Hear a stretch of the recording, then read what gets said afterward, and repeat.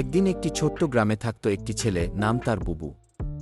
বুবু খুব দুষ্টু ছিল, কিন্তু মিথ্যা বলা তার অভ্যাসে পরিণত হয়েছিল।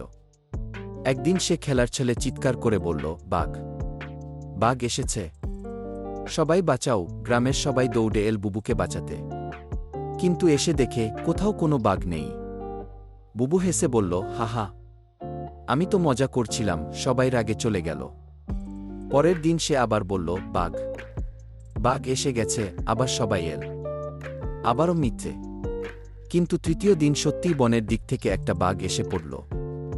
বুবু দৌড়ে চিৎকার করল, বাঘ, এবার সত্যিই বাঘ এসেছে। কিন্তু কেউ আর বিশ্বাস করল না। সবাই ভাবল, এই ছেলে তো সবসময় মিথ্যা বলে। কি শেষে বাঘটি তার খেলনা নিয়ে চলে গেল। বুবু কাঁদতে কাঁদতে বাড়ি ফিরল। সে বুঝল, মিথ্যা বললে কেউ আর বিশ্বাস করে না। তারপর থেকে বুবু আর কখনো মিথ্যা বলেনি। সবাই আবার তাকে ভালোবাসতে শুরু করল। শিক্ষা: মিথ্যা বললে বিশ্বাস হারিয়ে যায়। সত্য বলাই সবসময় সঠিক পথ।